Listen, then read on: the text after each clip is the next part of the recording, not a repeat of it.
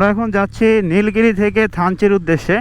তো থানচি আজকে থাকবো, দেখা যাক যদি সব কিছু ঠিকঠাক থাকে তাহলে থানচি থাকবো, আর না হলে আমাদের এক বড় ভাইয়ের আবার ফ্যামিলিগত সমস্যা হয়ে গেছে, মানে ট্যুর পার্টনার। ফ্যামিলিগত সমস্যা বলতে ওনার ওয়াইফ প্রেগনেন্ট, তো আজকে নাকি ডেলিভারি ডেট এসে গেছে 1 মাস আগেই।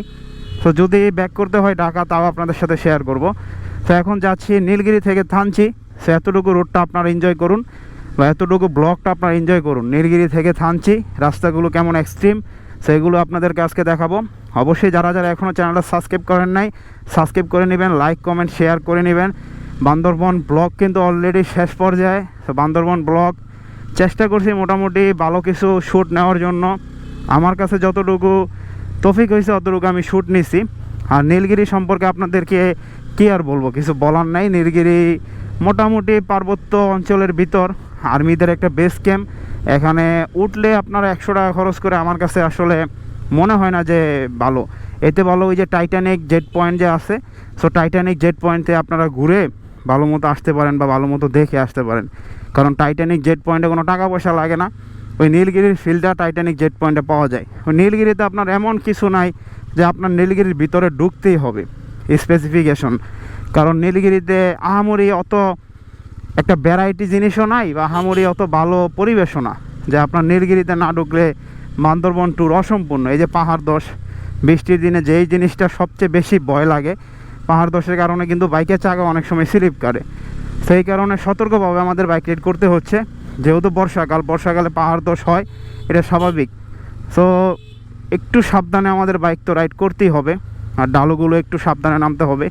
কারণ যদি কোনো সমস্যা হয় ইন কেস, এখান থেকে উদ্ধার করা খুবই টাফ। কারণ এখন দেখা যাক দেশের কোনো অবস্থাই ভালো না। আপনি আইন শৃঙ্খলা বলেন, যে কোনো অবস্থায় বলেন, কোনো অবস্থায় আর কি দেশের অত একটা ভালো না। সেই কারণে আমাদের একটু সাবধানে নামতে হয় আর কি। তো অবশ্যই ডালুগুলো কিন্তু ব্যাপক আকৃতিতে, আপনারা যারা আসেন এই ডালুগুলো অবশ্যই দেখে শুনে নামবেন, না হলে কোনো না কোনো সমস্যার ভিতর পড়েও যেতে পারেন, বলা যায় না। আর পাহাড়ে কোনো সমস্যায় পড়লে এটা অনেক ব্যাপক এক আকৃতি ধারণ করবে। তো অবশ্যই সকলে সতর্কভাবে বাইক রাইড করবেন, নিজের জীবনের মায়া অবশ্যই করবেন।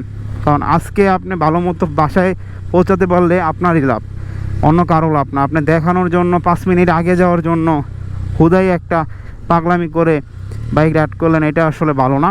অবশ্যই ইঞ্জিন ব্রেক ইউজ করতে হবে, না হলে কিন্তু ঝামেলার ভিতর পড়ে যাবেন ভাই। কারণ ইঞ্জিন ব্রেক ইউজ না করতে পারলে এই সমস্ত ডালুর ভিতরে সমস্যা হয়ে যাবে। এখন আবার আমরা উপরে উঠবো। সো উপরের রাস্তাগুলো কিন্তু মোটামুটি 3 গিয়ারে গাড়ি উঠতে চায় না, এমন একটা সিচুয়েশন। তারপরও গাড়ি এখন ঠান্ডা আছে দেখে উঠতেছে, আবার গরম হয়ে গেলে আবার দেখবেন প্যারার ভিতর পড়ে যাবো। সামনেরটা কিন্তু মোটামুটি ভালো উঁচা আছে। এই পাহাড়ের ভিতরে আইল্যান্ডগুলো দেওয়ার কারণটা কি? কারণ উঁচার নিচার নামার সময় আইল্যান্ডগুলো আসলে ব্যাপক আকৃতির সমস্যা সৃষ্টি করে। সেইটা কিন্তু এইভাবে উঁচার দিকে উঠছে, আমার সামনে বাইকটা দেখে বুঝতে পারতেছেন কীভাবে উঁচার দিকে উঠছে। সেই জায়গায় কিন্তু 2 গিয়ারও ঝামেলা করতেছে। সো একটু আপনারা সাবধানে সহিত বাইক রাইড করবেন এই জায়গাগুলো দিয়ে, কারণ এই জায়গাগুলোতে একটু সমস্যা হয়। অবশ্যই 2টা বাইকের মাঝখানে একটু ব্যবধান রাখবেন। যেমন আমার আর আমার সামনে যে বাইকটা আছে, এই 2টার মাঝখানে আমরা কিন্তু মোটামুটি ডিস্টেন্স মেনটেন করতেছি। আর আমাদের 2টা বাইক এখনও নীলগিরিতে আছে। ওনাদের ওই যে ফ্যামিলি প্রবলেম হয়েছে একজনের, এই কারণে উনি কথা বলে নীলগিরি থেকে বের হলেই তো নেটওয়ার্ক চলে যাবে, সেই কারণে কথা বলে গাড়ি ঠিক করে দিচ্ছে অ্যাম্বুলেন্স। যদি ওনার না যেতে হয় তাহলে উনি থাকবে, আর যদি যেতে হয় তাহলে আমরা সবাই একসাথে ব্যাক করব। কারণ অযথা একজন চলে যাবে আর লোকজন থাকবো, এটা আসলে করার দরকার নাই। এটা কি সামনে শিয়াল শুয়ে আছে? তাই তো মনে হচ্ছে সামনে শিয়াল শুয়ে আছে। হ্যাঁ হ্যাঁ, শিয়াল। আপনারা কারা কারা দেখছেন জানি না, এটাই শিয়াল। শিয়াল। এদিকে কিন্তু গাড়ি টাড়ি অত একটা আসে না, শুধু বাইকই আসে। চাঁদের গাড়ি আমি দেখলাম না এখন পর্যন্ত। ওই চাঁদের গাড়ি সীমানা ওই নীলগিরি পর্যন্তই, সেদিকে মোটামুটি বাইকটাই আসে। এছাড়া পাহাড় ধস সম্ভবত, এই পাহাড় ধসের কারণে ক্রিটিক্যাল, মানে আপনি রাইডিং করার ক্ষেত্রে অনেক সাবধানে সহিত রাইডিং করতে হবে, না হলে বড় ধরনের একটা সমস্যার ভিতর পড়ে যাওয়ার চান্স সবচেয়ে বেশি। কারণ পাহাড় ধস কোন জায়গায় দেখা যায় আপনার চাকাই ধস হয়ে যায়, সেটা তো বলা যায় না, বা সেটা তো আসলে প্রেডিকশন করা যায় না। সেই কারণে অবশ্যই একটু ভালো মতো দেখে শুনে রাইডিং করবেন। চারিপাশের পরিবেশটা অনেক সুন্দর। আর এখন যেহেতু বৃষ্টি নাই, সো আমি রেনকোটটা আমার কোমরে বেঁধে নিছি, কারণ আমার ব্যাগের যে সব প্যাকেট প্যাকেট করে একদম ভরে রাখছি।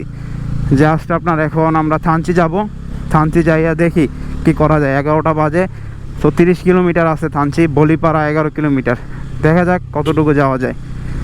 আবার সামনে কোনো এক্সট্রা অর্ডিনারি রোডে যে আপনাদের সাথে আবার কথা হচ্ছে। আমরা চেষ্টা করবো আজকে আলীকদম, ডিম পাহাড় এই সাইডটাও কভার করার জন্য, তমাতুঙ্গি এই সাইডটাও চেষ্টা করব যাওয়ার জন্য। দেখা যাক, এখন সবগুলোই আপনার সম্পূর্ণ ভাগ্যের উপরে। ভাগ্য সহায় না হলে আপনি যত বড়ই রাইডার হন না কেন, আমার মনে হয় না যে আপনি ভালো মতো রাইড করতে পারবেন। অবশ্যই আপনার লাক ফেভার করতে হবে। রাইডিংয়ের ক্ষেত্রে লাক ফেভার বাধ্যতামূলক 100% করতেই হবে, না হলে আপনি নানাবিধ সমস্যার ভিতর পড়ে যাবেন। তো এই জায়গায় কিন্তু ইঞ্জিন ব্রেকও ধরতে হচ্ছে, আবার মাঝে মাঝে দেখা যাচ্ছে পায়ের ব্রেক, হাতের ব্রেক দুইটা কম্বিনেশন করে ধরতে হচ্ছে। এটাও কিন্তু মোটামুটি ভালো উঁচা। তো আমরা কালকে বকা লেকের যে ডালগুলো মারছি, এই ডালগুলো থেকে থানচির ডালগুলো কিন্তু অনেক ব্যাপক। এর আগে আমার একবার থানচি যাওয়ার অভিজ্ঞতা আছে, সেটা টিভিএস হচ্ছে 4B দিয়ে। আমি ফুল থানচি থাকি নাই, থানচি দিয়ে জাস্ট বের হয়ে গেছিলাম। আজকে থানচি দেখা যাক, আশা করি থাকবো, বাকিটা উপরওয়ালার হাতে। কতটুকু এক্সট্রিম একটু রাস্তাটা দেখে বুঝতে পারতেছেন যে কতটুকু ঢালু। মাশাআল্লাহ, কতটুকু ঢালু একবার দেখে বুঝতে পারতেছেন কি এক্সট্রিম রাস্তারে ভাই রে ভাই। ফুললি ইঞ্জিন ব্রেকে নামতে হচ্ছে, এখানে ব্রেক ধরলেই ঝামেলা, এখানে ব্রেক যদি ধরি তাইলেই ঝামেলা। এক গিয়ারে দিয়ে ইঞ্জিন ব্রেকে নামতে হচ্ছে ফুললি, না হলে বিশাল সমস্যা হয়ে যাবে, বিশাল বিশাল। তো চারিদিকের পরিবেশটা দেখেন একটু, পরিবেশটা কিন্তু অনেক সুন্দর। তারপরও লিখে দিছে ঝুঁকিপূর্ণ বাঁক, আঁকা বাঁকা রাস্তা, সামনে ঝুঁকিপূর্ণ সেতু, ঝুঁকিপূর্ণ বাঁক আর কি, সেতু না ঝুঁকিপূর্ণ বাঁক।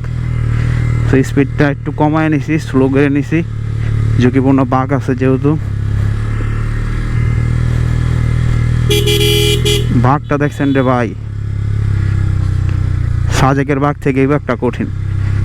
সাজেকের বাঘটা অনেকে বলে কঠিন, কিন্তু সাজেকের বাঘ থেকে এই বাঘটা কঠিন। থানচি যাওয়ার রাস্তাটা খুবই এক্সট্রিম, খুবই এক্সট্রিম। থানচি যাওয়ার রাস্তাটা খুবই এক্সট্রিম। সো এই যে চাঁদের গাড়িগুলো আসে, আরও অনেকক্ষণ পর একটা চাঁদের গাড়ি দেখলাম, মানে জিপ গাড়িগুলো। এগুলো এর আগে এ রোডে দেখি নাই, আমরা যতক্ষণ আসলাম এতক্ষণ দেখি নাই। অনেকক্ষণ পরে একটা জিপ দেখলাম, অনেকক্ষণ পরে, বেশ অনেকক্ষণ পরে।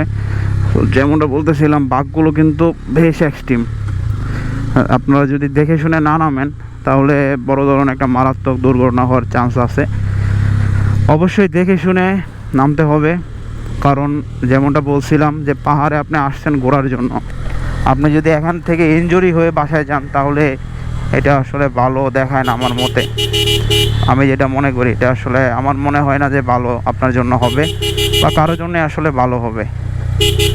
অবশ্যই ভালো মতো বাইক রাইড করবেন বা গাড়ি রাইড করবেন যতটুকু আপনি পারেন আপনার এবিলিটি অনুযায়ী।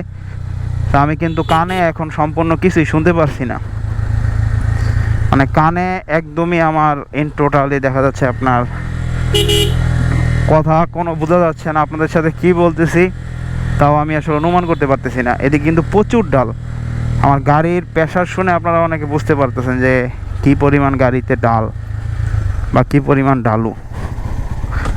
আমার একটা সমস্যা হচ্ছে কি, মাঝে মাঝে নিউট্রাল হয়ে যাচ্ছে গিয়ারটা, 2 গিয়ারে 1 গিয়ারে দিতে গেলে মাঝে মাঝে নিউট্রাল হয়ে যাচ্ছে। সেই জায়গায় ফুললি দেখা যাচ্ছে 1 গিয়ার 2 গিয়ার এর নামছি তো ডালের দিকে, এর বেশি আসলে দেওয়া যায় না। তো ফুললি 1 গিয়ার অথবা 2 গিয়ার এর মধ্যেই থাকতে হচ্ছে, বা এর ভিতরে আর কি থাকতে হচ্ছে, না হলে হচ্ছে না। সামনে আরেকটা বড় ডালু আছে, সেই ডালুটা অবশ্যই দেখে শুনে নামলাম। যাই হোক, বাইরে প্রচুর ডালু, সামনে থানচি পর্যন্ত তো প্রচুর ডালু রাস্তা, আঁকা বাঁকা রাস্তা, প্রচুর আঁকা বাঁকা রাস্তা, প্রচুর থানচি পর্যন্ত যতটুকু দেখলাম আর কি। সামনের দিকে ওই রাস্তা একটা দেখা গেছে, এখন পর্যন্ত প্রায় 10 কিলোমিটারের মতো আঁকা বাঁকা রাস্তা। যাই হোক, সম্পূর্ণ ইঞ্জিন ব্রেকে নামতে হবে, না হলে হবে না। এই জায়গায় একটা ঝামেলা রাস্তা আছে। যাই হোক, নামলাম।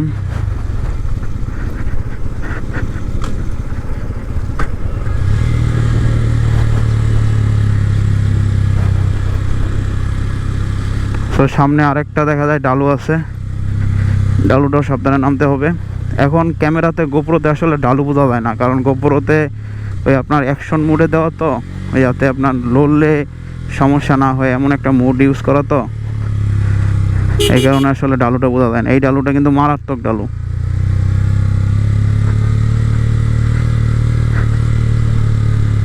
আমরা যে কালকে গেছি বগা লেক, তো বগা লেক যদি গাইড নেওয়া প্রয়োজন হইতো তাইলে এই জায়গায় গাইড নেওয়ার প্রয়োজন দরকার, কারণ বগা লেক থেকে মারাত্মক ডালের দিকে।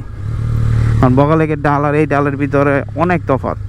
বগা লেকের ডাল এই ডাল থেকে এত একটা মানে ব্যাপক না। বগা লেকের একটা মাত্র ডাল ওঠার সময় আর নামার সময় একটা ডাল, মানে নিচে নামে একটা ডাল, উপরে ওঠে একটা ডাল। পরিবেশটা দেখছেন, ভিউটা মারাত্মক ভিউ, মাশাআল্লাহ অনেক সুন্দর ভিউ, তো অনেক সুন্দর ভিউ, পরিবেশটা অনেক সুন্দর, তো ভিউটাও অনেক সুন্দর। আমি একজন যদি সামনে পাঠাই তাহলে আপনারা মনে হয় ভালো বুঝবেন। প্রাকৃতিক ঝর্ণা, উপর থেকে পানি নামতেছে পাহাড় থেকে, সেই ঝর্ণাটা হলো প্রাকৃতিক ঝর্ণা। রাস্তা দুপাশে গাছ কাটা নিষেধ, ভালো, বাংলাদেশ সেনাবাহিনী নিশ্চয়ই এই আদেশটা দিয়ে রেখেছে। তো এই জায়গায় আমার মনে হচ্ছে এখন যে হালকা হালকা আপনার কান যে বন্ধ হয়ে আসে উপর নিচে নামলে, অনেক সময় দেখা যায় যে আপনার ওই যে কিনা বলে এটারে, আমরা যে চরক গাছে বা চরকিতে উঠি তখন অনেক সময় দেখা যায় যে উপর নিচে উঠলে আপনার কান টান বন্ধ হয়ে যায়, এমন একটা সিচুয়েশন এখন আমার মনে হচ্ছে।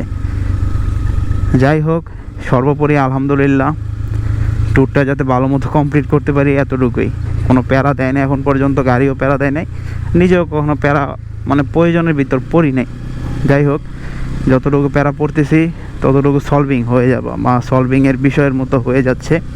তো সামনের পরিবেশটা, গাড়িগুলো এতটুকু যাচ্ছে, আরও কোনো এক্সট্রিম রোড থাকলে সেটা আপনাদের সাথে ভিডিওতে শেয়ার করছি। একটা গেস করতে পারবেন সামনের ডালটার কি অবস্থা, বা সামনের ডালটা আসলে কতটুকু উঁচা। আমার সামনে যে বাইকগুলো আছে এগুলোকে সামনে দেখলে আসলে আপনি বুঝতে পারবেন কতটুকু স্ট্রাগল করতে হচ্ছে বাইকগুলোকে উপরে ওঠার জন্য। সেই ডালটা কিন্তু মোটামুটি ভালো উঁচা, আমারটা কিন্তু 3 গিয়ারে দিয়ে অনায়াসে উঠে যাচ্ছে। আমার সামনে আছে FZ ভার্সন 3 ডিলাক্সটা, যেটা আমি রিভিউ করেছিলাম, আর এর সামনে আছে KPR, আর এর সামনে আছে সুজুকি জিক্সার 155cc FI। সেই বাইকগুলো কিন্তু অনায়াসেই ডালগুলো অতিক্রম করে যাচ্ছে, কোনো সমস্যা হচ্ছে না। আর পাহাড়িদের এই যেরকম মাথায় নিয়ে যাচ্ছে, আমি একমাত্র একজন দেখলাম যে ছেলে পাহাড়ি মাথায় নিয়ে কাজ করতেছে। আমি এতক্ষণ যতগুলো দেখছি মানে পাহাড়ি অঞ্চলের লোকজন সবাই আসলে মেয়েরাই কাজ কাম করে, ছেলেরা কিছু করে না, ছেলেরা বাসায় বসে থাকে। মানে ওদের সাথে কথা বলে, আমাদের রিসোর্টে যেখানে ছিলাম ওখানে কথা বলে, অথবা আশেপাশে যাদের সাথে কথা বলছি ওনাদের সাথে কথা বলে, ওনাদের নাকি আপনার মহিলা প্রধান সমাজ, মানে মহিলারা কাজ কাম করবে, পুরুষ ঘরে বসে থাকবে, এমন একটা সিচুয়েশন আর কি হয়। এটা আসলে কেমন সিচুয়েশন জানি না। যখন মহিলা মানুষের বাচ্চা হয় এটা হতেই পারে, এটা স্বাভাবিক, এটা জাগতিক নিয়ম, আল্লাহ তাআলার প্রদত্ত জিনিস। তখন তাহলে মহিলা মানুষের কিভাবে কাজকাম করে, বাইরেও তো যেতে পারে না। তো এটা আসলে ভাববার বিষয় যে এই নারী প্রধান সমাজগুলো কিভাবে চলে, আমাদের কাছে আজব লাগতেছে। কারণ আমরা তো পুরুষ প্রধান সমাজের লোক, বা পুরুষ প্রধান সমাজে আমরা বড় হয়েছি, বা পুরুষ প্রধান সমাজে আমরা আসলে একদম বসবাস করছি। তো আমাদের কাছে একটু আজব লাগতেই পারে, এটা স্বাভাবিক। আর এখানে একটা লেক আছে, এই লেকও বগা লেক থেকে ভালো কারণ এই লেকটা বগা লেক থেকে বড় আছে, বগা লেকটা অনেক ছোট। আমরা বর্ষাকালে গেছি তাতেই এত ছোট, অন্য সময় গেলে কি হইতো সেটা তো ভাববার বিষয়। কারণ বর্ষাকালে যদি পানি না থাকে অন্য সময় কি পরিমাণ পানি থাকবে একবার চিন্তা করেন। আর পাহাড়িদের একদম লোকালয়ের ভিতর দিয়ে আমরা যাচ্ছি, তো পাহাড়িদের লোকালয় একদম মাঝখান দিয়ে আমরা যাচ্ছি। এদিকে নুড়ি পাথর ফালানো আছে, সম্ভবত রাস্তার কাজ করতেছে, হ্যাঁ রাস্তার ডালাই দিচ্ছে, এই কারণেই পাথর টাথর ফালায় রাখছে। সামনে পিচ ডালাই মোটামুটি ভালো পরিমাণে দেখলাম। আমরা বলি প্রায় চলে এসেছি, বলিপাড়া 1 কিলোমিটার, থানচি 20 কিলোমিটার, আমরা বলি প্রায় চলে এসেছি। আর কথাটা কতটুকু ভালো বোঝা যাচ্ছে আমার নিজেরই কিন্তু এখন বর্তমানে কান বন্ধ হয়ে আছে, কারণ এখন এমন একটা পজিশন যে আপনার কানে দিয়ে কিছু শোনা যাচ্ছে না। উপরে যাচ্ছে আবার, তো আমার বাইকগুলো দেখলে বুঝতে পারতেছেন FZ এর দেখেন কী পরিমাণে স্ট্রাগল করতেছে। FZ সিঙ্গেলই উঠতে চাচ্ছেন, আমিও সিঙ্গেল, তারপর FZ মনে হয় 2 গিয়ারে দিয়ে উঠছে, আমার তো 3 গিয়ারে দিয়ে অনায়াসে উঠে গেছে। অনেকে বলতে পারেন ভাই 250 সিসি আর কোথায় 125 সিসি, ভাই যাই হোক এটা নিয়ে আর কন্ট্রোভার্সি করতে চাই না, হাসি ঠাট্টা করলে অনেক কিছুই করা যায়। এই যেখানে একটা আজব জিনিস দেখলাম, এই অটোগুলো আসলে এই জায়গা দিয়ে কীভাবে ওঠে, তারা এত মোটরের পাওয়ার কিভাবে থাকে, তাদের তো মোটরের পাওয়ারে তো থাকার কথা না। বলিপাড়া ব্যাটালিয়ান 28 বিজিবি এখানে চেক, এখানে এন্ট্রি করতে হলো সবাই নাম ID কার্ড জমা দিতে হলো। এটা হলো আপনার বলিপাড়াতে আর্মি ক্যাম্পে। তো এখানে জমা দিতে হলো, বিজিবি এবং আর্মি সমন্বয়ে একটা ক্যাম্প। আর পরিবেশটা দেখুন, এখন অবশ্য আবহাওয়া ক্লিয়ার হয়ে গেছে, কারণ এখন আপনার ওই ম্যাগটা নাই আর কি, যে তথাকথিত ম্যাগ, সেই ম্যাগটা নাই। এই যে পাহাড়ি মুরগি, এগুলো পাহাড়ি বলতে আমাদের ওই যে এমনিতেও যে মুরগিগুলো আছে সেগুলো যদি পাহাড়ে ছেড়ে আপনি বড় করেন, তাহলে এমনিতেও দেখা যাচ্ছে সেগুলো খেতে অনেক ভালো লাগবে আর কি। সেগুলো আর কি এক্সট্রা অর্ডিনারি একটা ফিল আসবে, এক্সট্রা অর্ডিনারি কিছু আপনি পাবেন সেই মুরগিগুলো থেকে। তো পরিবেশটা কিন্তু ভাই কড়া একটা পরিবেশ আপনাকে ফিল দিবে। আর আবহাওয়া বলেন সব কিছুই একটা কিন্তু রাইডিংয়ের অনুকূলে আছে, মানে প্রতিকূলে কোনো কিছুই নাই, একদম অনুকূলে আছে। তো এই কারণে কোনো প্যারা হচ্ছে না রাইডিংয়ের ক্ষেত্রে, অনায়াসে চালাচ্ছি, বাইক তো চালাচ্ছি দেখা যাচ্ছে। আর মাইলেজও মোটামুটি পাহাড়ে কিন্তু 35 পাচ্ছি, পাহাড়ে 35 পাওয়া মানে অনেক, কারণ পাহাড়ে অত ভালো মাইলেজ আশা করা যায় না। সামনের রাস্তাটা দেখেন কতটুকু উঁচা, সামনের ডালটাও দেখেন। আরেকটা কথা আপনাদের সাথে শেয়ার করি, সেটা হলো কিছুক্ষণ আগে দেখলাম, এটা হয়তো পুলিশও না, এটা হয়তো আমাদের বাংলাদেশের কোনো নিরাপত্তা গার্ড বা বাহিনীও না, এটা হয়তো কোনো সন্ত্রাসী গোষ্ঠী হতে পারে বান্দরবনের। সো 4-5 জন দেখলাম রাইফেল নিয়ে দাঁড়ায় আছে রাস্তার পাশে। তো ওনাদের দেখে আমাদের সাথে 2-3 জন যারা আছে পিছনে, আর কি এক বাইকে 2 জন আর এক বাইকে 1 জন, ওনারা 2 জনই ভয় পেয়ে গেছে। পরে আমরা ইশারা দিলাম ভয় পেয়েন না, চলে যান, ওনারা কিছু বলবে না। মানে সশস্ত্র দেখা যাচ্ছে আপনার আগ্নেয় অস্ত্র যেগুলো দিয়ে মানে গোলাগুলি করে, এগুলো নিয়ে দাঁড়ায় আছে, AK-47 মতো পিস্তল নিয়ে দাঁড়ায় আছে। আমি ক্যামেরাটা অন করি নাই, ওনারা যদি ক্যামেরাটা অন করতাম গুলি টুলি মাইরা দিলে তো ভাই পরে সমস্যা। সো ক্যামেরার একটু ফুটেজ আছে, আমাদের ওই সামনের ক্যামেরাতে ফুটেজ আছে, তাও আমি দিচ্ছি না, কারণ যদি ঝামেলা হয় দেখা যাক। যদি এডিটিংয়ের সময় আমার দিতে মনে হয় যে তাহলে দিব, না হলে ভাই অযথা একজনের প্রাইভেসি কেন নষ্ট করব। কারণ দাদা এখন ভালো কাজ করছে না এই খারাপ কাজ করছে এটা তো আমি আপনি জানি না, আমরা আর জায়গা থেকে আসছি ঘোরার জন্য, আমরা জাস্ট ঘুরে চলে যাব। আমাদের এখানে কিন্তু আমরা টোকাচ্ছি, অবশ্যই গাছ থেকে পারতেছি না। এই যে মুরব্বির আম খাচ্ছে আমাদের টিম মেম্বার, এই যে বড় ভাই, এই যে মুরব্বি আম মিষ্টি আছে মুরব্বি, এই যে আরেক বড় ভাই, সবচেয়ে বড় মুরব্বি ভাই, আমরা কি মিষ্টি করা আঙ্গ দুপুরের আস এই জায়গায় সারা হয়ে গেছে, সমস্যা নাই, আর খাওয়া দাওয়া মনে করতে হবে না দুপুরে। এটা হলো বৃষ্টি নামছে, তো আমরা এই কারণে এই জায়গায় দাঁড়াইছি থানচি যাওয়ার আগে। ফুটেজটা কেমন আসতেছে জানি না, এখন অবশ্য ক্যামেরার সামনে একটা আপনার পলি লাগাইছি, কারণ বৃষ্টি হচ্ছে, প্রচুর পরিমাণে বৃষ্টি হচ্ছে। আর গোপ্রো যেহেতু আপনার কেস লাগালে বা মাইক্রোফোন ইউজ করলে আপনার ডিরেক্ট কথা বলা যায় না, সো এই কারণে পলি ইউজ করতে হয়েছে। আমরা থানচি আসলে ঢুকে গেছি আনুষ্ঠানিকভাবে, এটা হলো থানচি সরকারি প্রাথমিক বিদ্যালয়, এটা হলো থানচি বাজার। তো এখন আমরা রুম দেখবো আর কি, রুম কোথায় পাওয়া যায়, হোটেল মোটেল এগুলো দেখবো কোথায় রুম টুম পাওয়া যায়। তো ভালো একটা রুম নেওয়ার প্ল্যান আছে, দেখা যাক এখন ভাগ্যে কি আছে।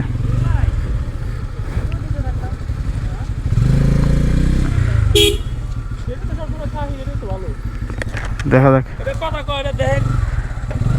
আমরা কিন্তু থানচি বাজারের পাশে যে হোটেলটা একদম ফার্স্টে থানচি ঢোকার সময় যে হোটেলটা পড়ে discover Thanchi, so discover Thanchi হোটেলে আমরা উঠলাম। সো আমাদের বাইকগুলো এখানে রাখা আছে, আমরা খাওয়ার জন্য এখন বের হয়েছি। তার আগে আপনাদের রুমটা আগে দেখিয়ে নিয়ে আসি, রুমের কি অবস্থা, কত টাকা নিয়েছে সেটা বলতেছি।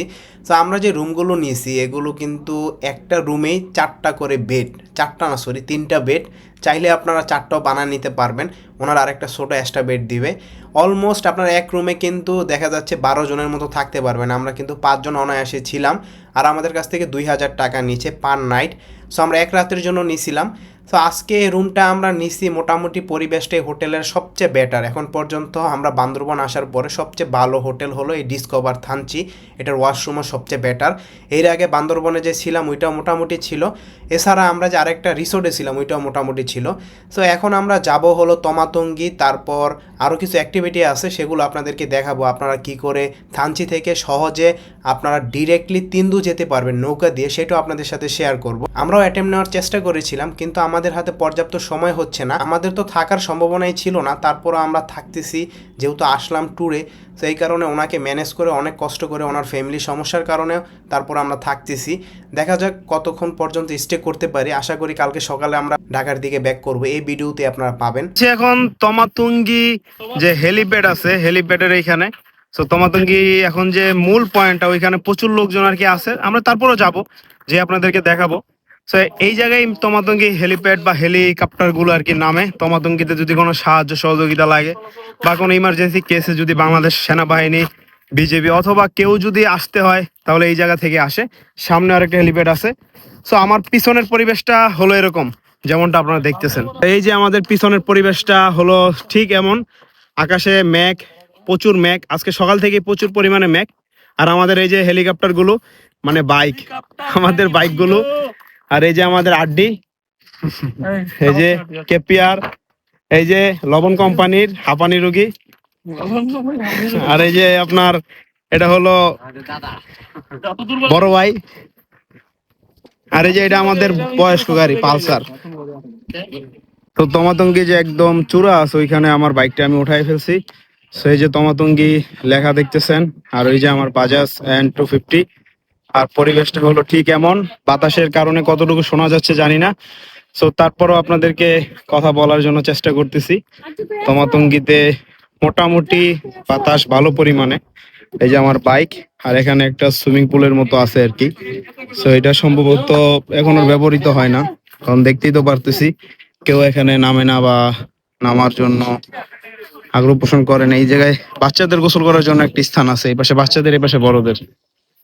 হ্যাঁ, সো মোটামুটি পরিবেশটা সুন্দরই আছে, চাইলে আপনারা আসতে পারেন, ঘুরে দেখতে পারেন। আর আমার গোপ্রোতে ব্যাটারি চার্জ শেষ, প্লাস হলো আপনার গোপ্রোর যে space, memory space 128 GB memory, ওইটাও ফুল হয়ে গেছে। তো এই কারণে গোপ্রো তার ভিডিও কন্টিনিউ করতে পারলাম না। আর চেষ্টা করছি আপনাদের তমাতঙ্গিটা দেখানোর জন্য। তো অবশ্যই যদি আপনাদের আরো কিছু সাজেশন থাকে যে ভিডিও আপলোড কিভাবে করব, ভিডিও ইমপ্রুভ কিভাবে করব, তাহলে আপনারা জানাতে পারেন আপনাদের মতামত। সেইটা হলো তমাতঙ্গির মূল ভিউ পয়েন্ট। আপনারা ভিউ পয়েন্টটা দেখে বুঝতেই পারতেছেন। আর ওই সাইডে অনেক রাস্তা আছে, চাইলে সেগুলো হয়তো বা কোনো একদিন এক্সপ্লোর হবে। আসলে যারা তিন্দু নাফাগুম যায় তারা এই রোডটা ধরেই যায়, এই রোডটা ধরে সোজা ওই যে এখান থেকে নৌকা নিতে হয়, নৌকা নিয়ে তিন্দু নাফাকুম এই সেটটাতে ঘোরাঘুরি করতে হয়। তো ওই যে অনেক দূরে আপনারা দেখতেছেন নৌকা আসতেছে, এই নৌকাগুলো অবশ্য তিন্দু নাফাকুম রোড থেকে আসতেছে। কালকে জিজ্ঞেস করলাম তিন্দু নাফাকুম এই সেটটা ঘোরাঘুরি করার জন্য 3,500 টাকা চাইছে 5 জনের জন্য। পরিবেশটা হলো ঠিক এমন। বের হয়ে গেলাম, বের হওয়ার পথে আপনাদেরকে কিছু কিছু জায়গা দেখাবো। তো একটা ব্রিজের উপর আমরা দাঁড়াইলাম, থানচি বাজারের পাশেই। আমরা আজকে ঢাকা ব্যাক করতেছি। সো এই যে আমাদের সবকিছু কিন্তু রেডি শেষ, 4টা বাইক আসলাম, 4টাই আছে। সো আমরা এখন হোটেলের নিচে আছি, ডিসকভারি হোটেলে আমরা ছিলাম, রিড থানচি ট্রেড সেন্টার, শান্তি বাজারে একদম সবাই সামনে যে হোটেলটা, এই হোটেলটাতে আমরা ছিলাম। সো আশা করি আপনাদের এই ব্লগটা অনেক ভালো লাগছে। অবশ্যই লাইক, কমেন্ট, শেয়ার, সাবস্ক্রাইব এগুলো করবেন। আর প্রচুর প্যারা গেছে বৃষ্টির ভিতরে, যাই হোক ট্যুর দিতে গেলে এগুলো মেনে নিতেই হবে।